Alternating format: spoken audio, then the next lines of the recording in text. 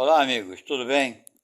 Estamos de volta aqui para darmos continuidade à nossa leitura e estudo, né, do livro dos Espíritos. Nós paramos na parte 3, na pergunta 202, que seria o livro segundo, conforme está aqui em cima, capítulo 4. Então nós paramos na pergunta 202. Então nós vamos agora prosseguirmos. A pergunta é a seguinte. Pergunta 203. Ok? Parte 4. Vamos lá. Pergunta. O título dessa parte do estudo é Parentesco, Filiação. Ok? Então vamos lá. Pergunta 203. Os espíritos transmitem aos filhos uma porção da sua alma ou se limitam, a dar-lhes a vida animal, a que uma nova alma, mais tarde, vem adicionar a vida moral. Eu vou fazer a pergunta novamente, que essa pergunta está meio confusa. Vamos lá? Os pais transmitem aos filhos uma porção da sua alma, né? Se nós transmitir para o nosso filho uma parte da alma, ou não, se limitam a dar-lhes a vida animal, quer dizer, não limitamos a dar apenas o corpo, a que uma nova alma, mais tarde, vem adicionar a vida moral. Ou seja, a gente só dá o corpo e aquela alma ali, né, ela vai adicionar a vida moral de acordo com aquele espírito, conforme ele vai amadurecendo, ou seja, aquele corpo vai tomando a forma de adulto. Resposta. A vida animal somente, porque a alma é indivisível. Um pai estúpido pode ter filhos inteligentes e vice-versa. Então, meus irmãos, isso aqui vem reafirmando, segundo a Bíblia, Antigo Testamento, por aí vai, né? Que Jesus fala, aliás, o Novo Testamento, né? Que o Novo Testamento foi Jesus em diante. Que Jesus fala, o corpo procede do corpo, mas o espírito não procede do espírito. O que é proceder? Quer dizer, não vem do espírito. Você não nasce do espírito. Então o corpo procede, é a origem do corpo, né? Hereditariedade. Mas o espírito não vem do outro espírito. Ok? E Jesus fala a seguinte frase, recapitulando: o corpo procede do corpo, mas o espírito não procede do espírito. Ele sopra aonde quer, mas não sabe de onde veio nem para onde vai. Certo? Então está a explicação, que o espírito não vem do espírito. Ele não sabe o seu princípio e nem sabe o seu fim. Ok? Então vamos lá. Kardec faz a nova pergunta, 204. Uma vez que temos tido várias existências, a parentela remonta além da nossa existência atual? Quer dizer, ele está perguntando, né, se o pai e filho, né, remonta além da nossa existência atual, do passado, né? Ele vai explicar então. Não pode ser de outra forma, claro, né? Quer dizer, o que foi pai hoje pode vir no futuro a ser filho, né, do seu pai, e assim trocando de papéis, porque existe dentro da família uma necessidade de perdão, de crescimento, etc. e tal. Ok? Vamos lá. Continuando a resposta. Não pode ser de outra forma. A sucessão das existências corporais estabelece entre os espíritos laços que remontam às existências anteriores.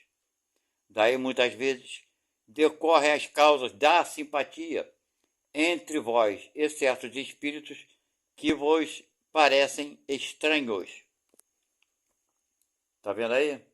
Então, por isso que alguns a gente acha, poxa, fulano tem uma simpatia muito grande, porque já vem reencarnando em papéis diferentes, mas geralmente no mesmo meio familiar.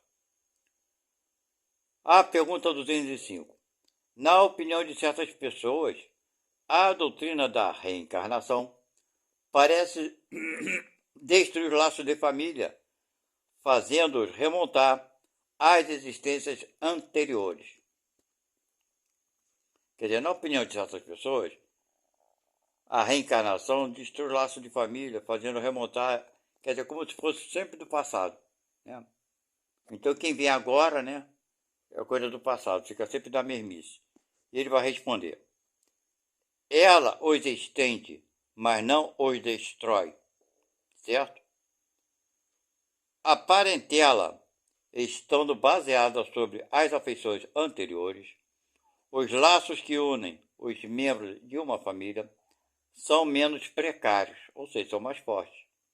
Ela aumenta os deveres da fraternidade, visto que entre os vizinhos ou entre os servidores pode-se encontrar um espírito que teve ligado a vós pelos laços consanguíneos. Quer dizer, às vezes até um vizinho nosso, né? A gente tem uma intimidade tremenda, um vizinho, um colega de trabalho, um colega nosso, né?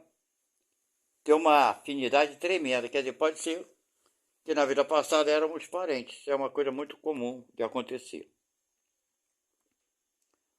E ele pergunta: o Kardec continua perguntando, ela diminui, entretanto, a importância que alguns dão à sua genealogia, visto que pode ser pai um espírito pertencente a outra raça e vindo de uma condição diferente? Vou fazer a pergunta novamente. Ela diminui, entretanto, a importância de alguns dão à sua genealogia, visto que pode ser pai um espírito pertencente a outra raça e vindo de uma condição diferente? A resposta: é verdade, mas essa importância se baseia no orgulho, o que a maioria honra em seus ancestrais, né? Quando os nossos ancestrais foram pessoas importantes. São os títulos, posições e fortuna. Alguém que coraria por ter como antepassado um homem sapateiro se gabaria de descender de um gentil homem debochado? Mas o que quer que digam ou façam, não impedirão que as coisas sejam como são, porque Deus não regulou as leis da natureza pela sua vaidade. Quer dizer, as pessoas podem dizer o que quiserem, né? Mas nossos antepassados podem ser pessoas que fizeram grandes coisas, grandes causas boas, e também aqueles que fizeram coisas erradas. Qual o problema?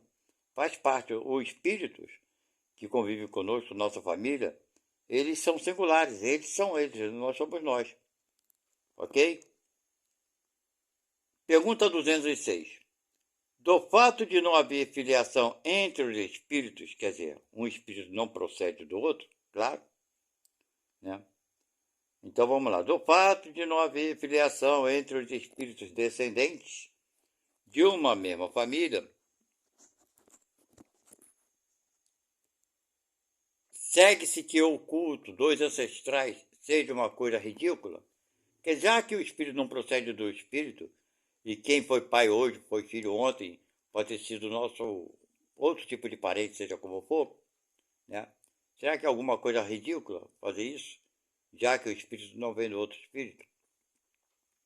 Resposta: seguramente que não, porque se deve sentir feliz de pertencer a uma família na qual espíritos elevados se encarnaram, embora os espíritos não procedam uns dos outros, eles não têm menos afeição aos que lhes estão ligados pelos laços da família, visto que os espíritos frequentemente são atraídos em tal ou tal família em razão de simpatia ou por ligações anteriores.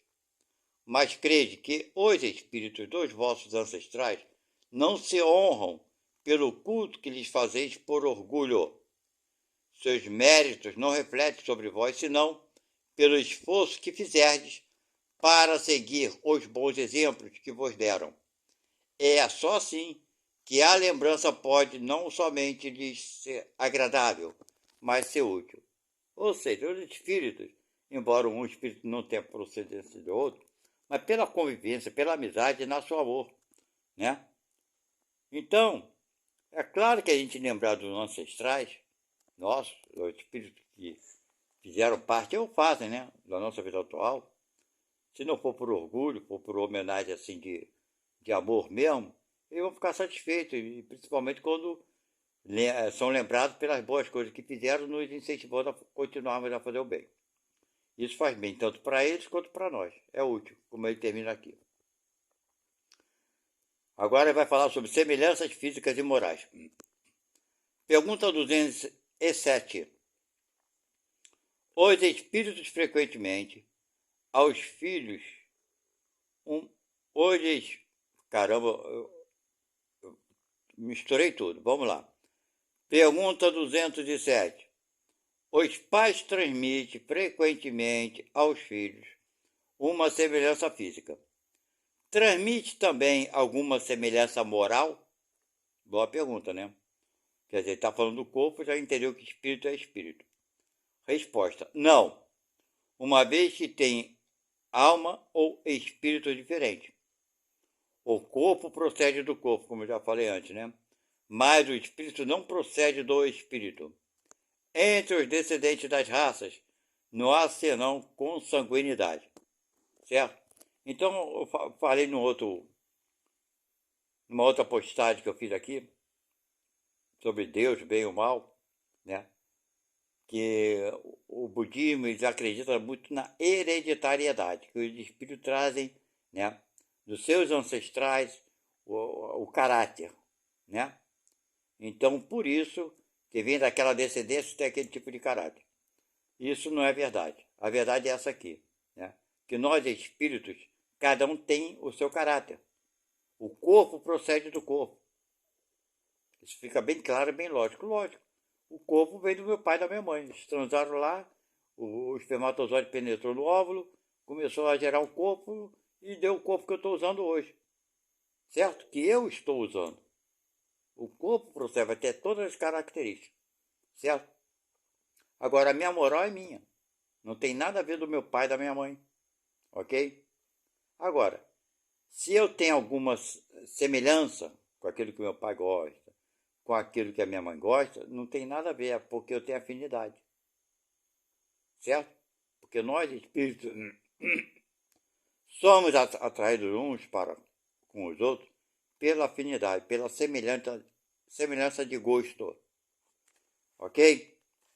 Mas vamos ler então, agora que a gente vai continuar perguntando. De onde provém as semelhanças morais que existem, algumas vezes, entre os pais e os filhos? Aquilo que eu falei, afinidade, vamos ver. São espíritos simpáticos, atraídos pela semelhança de suas tendências. Afinidade, né? Eu gosto de beber cachaça. O que eu faço? Vou procurar pessoas no bar, no botequim que gostam de beber cachaça. Eu só estou dando um exemplo, ok? Então, o jeito do meu pai, da minha mãe, dos meus irmãos, daqueles que estão mais próximos de mim, tem o mesmo, as mesmas não, né? Mas tem bastante coisa semelhante àquilo que eu penso, àquilo que eu gosto. Pergunta 208. Os espíritos dos pais não exercem influência sobre o do filho depois do nascimento? Influência, né? Isso é outra coisa. Vamos ver a resposta. Uma influência muito grande. Como dissemos, os espíritos devem concorrer para o progresso uns dos outros. Muito bem. Os espíritos dos pais têm por missão desenvolver o dos seus filhos pela educação. É para eles uma tarefa. Se falharem, serão culpados. Vocês entenderam isso? Porque depois o filho semelhança com o pai e com a mãe? Porque o pai e a mãe educam esses filhos, têm a sua responsabilidade disso. É para isso que os filhos, que temos nossos filhos, ok? E a gente vai modelando, ensinando coisas para esse espírito, algumas morais que ele provavelmente desconhecia. Isso vai ajudá-lo. Agora, isso não é uma regra, nem todo filho obedece aos conselhos dos pais. Não é verdade? Então vamos lá. Pergunta 209. Por que de pais bons e virtuosos nascem filhos de natureza perversa? Melhor dizendo, por que as boas qualidades dos pais não atraem sempre, por simpatia, um bom espírito para lhes animar o filho, né? Estão falando que nós nos atraímos pela afinidade, mas por que nem sempre acontece isso? Porque às vezes vem um espírito rebelde, quando os pais são dóceis e tudo mais. Ele vai responder. Vamos lá. Um mau espírito pode pedir pais bons, na esperança de que seus conselhos o encaminhem para um caminho melhor. E frequentemente Deus concede. Então, vocês estão vendo, às vezes o espírito sente a necessidade de se modificar, ele ainda é muito rebelde, por assim dizer. Então ele pede, então me dá um pai dócil, uma mãe dócil, para ver se consegue me, né, modificar para melhor. Então aí Deus, nesse caso, às vezes concede. Vamos lá. 210. Podem os pais, por seus pensamentos e preces, atrair para o corpo do filho um bom espírito, de preferência a um espírito inferior? Quer dizer, o pai e a mãe podem pedir isso? Será que vai acontecer mesmo que peça? Eu acho que não. Vamos ver a resposta, mas eu acho que não. Por quê? Porque aquele espírito ali já está programado e combinado com os pais, né, com os espíritos dos pais, para vir naquela condição ali, de seu filho. Não é o filho que pede e Deus dá, não. O pai também e a mãe tem que aceitar. Existe uma combinação entre os pais e o filho antes da reencarnação. Mas vamos ver a resposta. Não! A pergunta foi essa. Pode o pai pedir? E a mãe?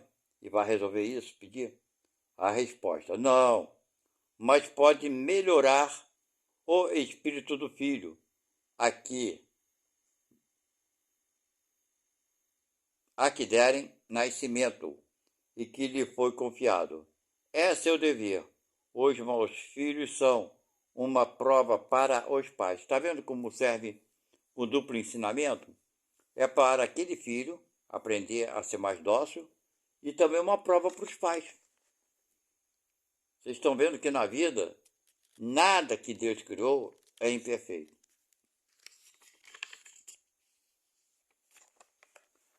Pergunta 211.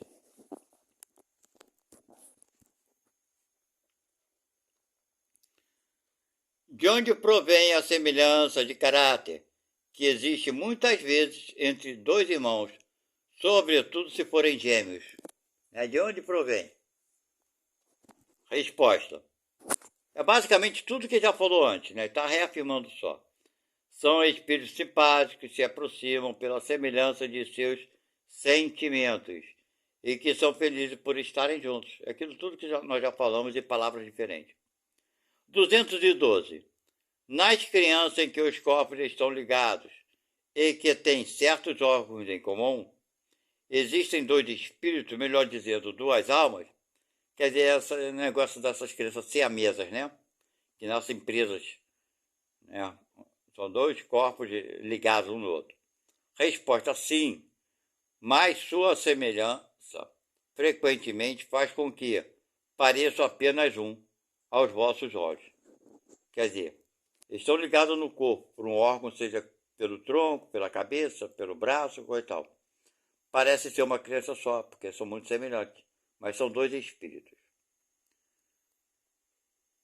E Kardec reafirma: não é uma regra que os gêmeos sejam espíritos simpáticos. Olha bem. Kardec não.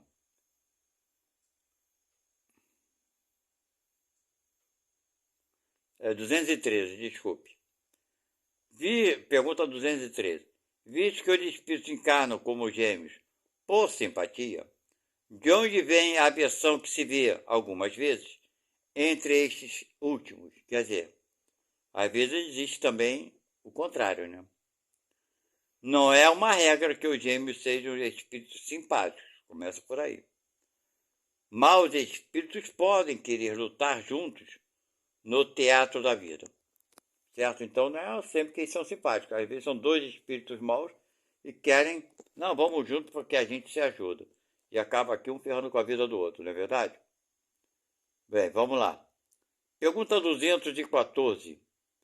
Que pensar das histórias de crianças que se agridem no ventre materno? Resposta: lendas, para exemplificar que seu ódio era inveterado. Fizeram no presente antes do nascimento. Geralmente, não levas em conta as figuras poéticas. Quer dizer, é tudo história, né? 215. De onde provém o caráter distinto que se nota em cada povo? Aí já está falando de outra coisa, né? Porque tem uns povos que são mais, têm um caráter distinto, é verdade. Resposta. Os espíritos têm também famílias formadas pela semelhança de seus pendores, mais ou menos purificados, segundo sua elevação. Muito bem. Um povo é uma grande família, na qual se reúnem os espíritos simpáticos. A tendência que tem os membros dessa família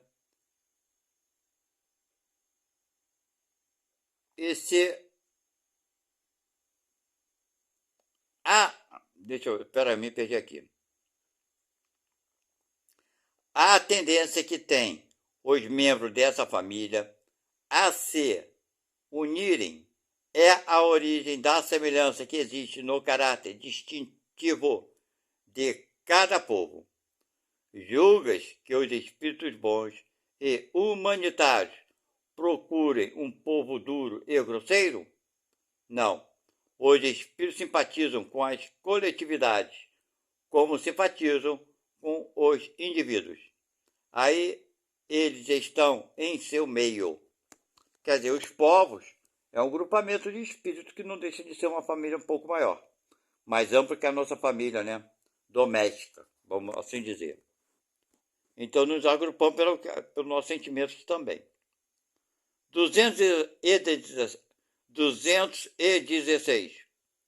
O homem conserva em suas novas existências os traços do caráter moral de suas existências anteriores?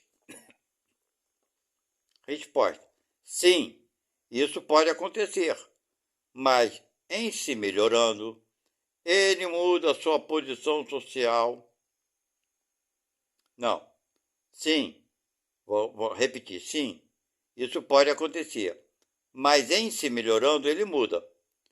Sua posição social pode também não ser a mesma. Se de senhor passa a escravo, seus gostos serão diferentes e teria dificuldade em reconhecê-lo, sendo o mesmo espírito nas diversas encarnações. Suas manifestações podem ter, de uma a outra, certas analogias modificadas, todavia, pelos costumes de sua nova posição, até que um aperfeiçoamento notável venha a mudar completamente seu caráter. De orgulhoso e mau, pode tornar-se humilde e humano, se arrependeu. Então, podemos trazer as características, lógico. Nós somos eternos, mas a gente vai modificando. E pode ser que em uma ou duas reencarnações, a gente nem seja reconhecido pelo jeito de agir, né? E pensar. Se nós melhorarmos nosso jeito de ser.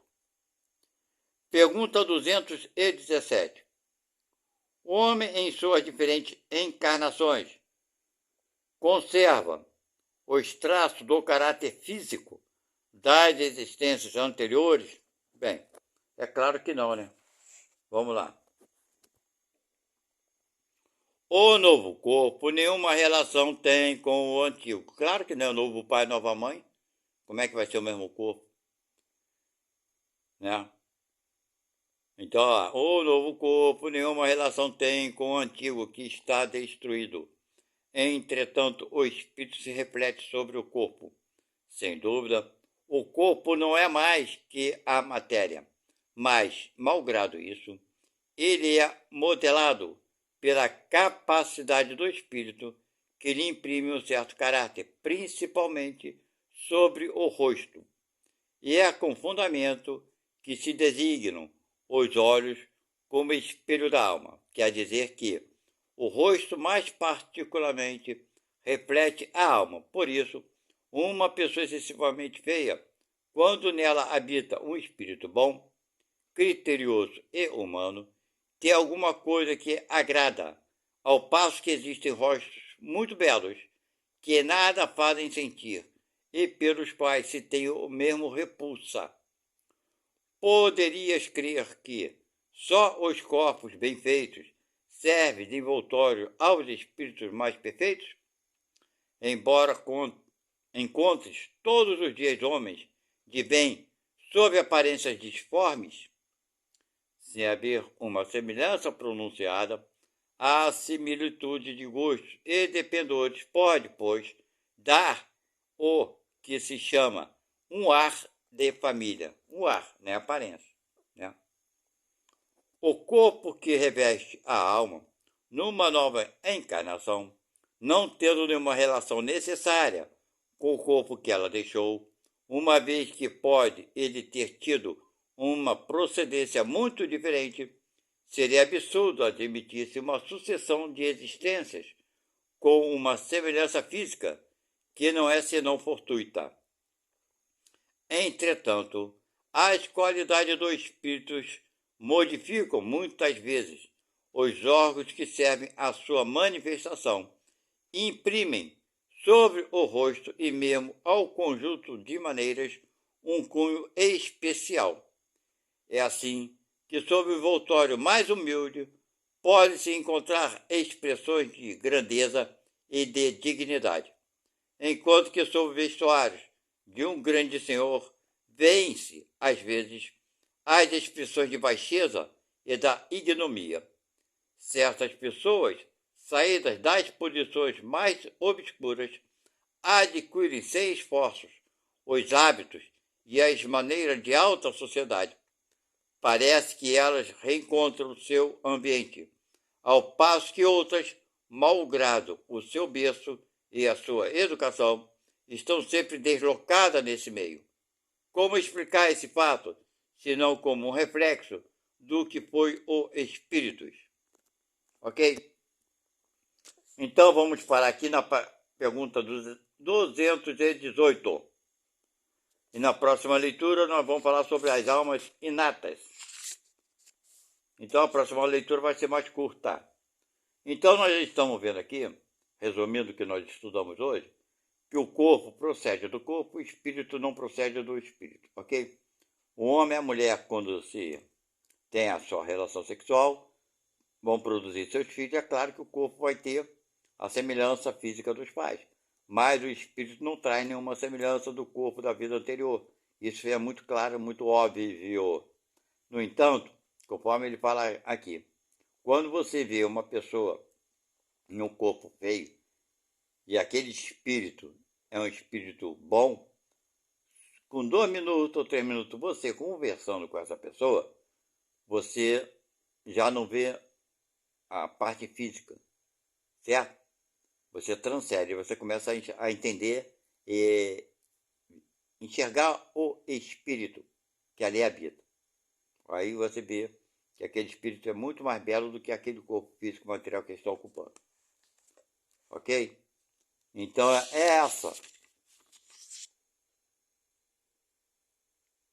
esse finalzinho que veio falando sobre semelhanças físicas, nós já falamos, né? Físicas e morais. Nós nos agrupamos em famílias, em estados, em países, seja como for, por afinidade de gosto, semelhança. Ok? Por isso que a gente vê país que tem uma cultura completamente diferente do outro país. Entendeu isso? Porque aquele espírito que encarna ali, ele já vem de várias encarnações se encarnando naquele meio. Como ele está naquele local ali, naquele país, né, de há diversas vidas, ele tem suas culturas, né, suas raízes antigas, que isso ainda preside no espírito e demora muito para sair, né? Para o espírito, todos nós, deixarmos as coisas da matéria para trás. Então somos agrupados, assim, por afinidade, tanto no meio familiar, quanto no país que nós nascemos e habitamos. Ok? Então a próxima leitura será a parte 4, que vai ser uma parte bem curta. Como eu falei, algumas leituras serão demoradas e outras menos. Certo? Essa é a parte 4, desculpe. Essa é a parte 4. A próxima vai ser a parte 5, que será Ideias Inatas. Então, fique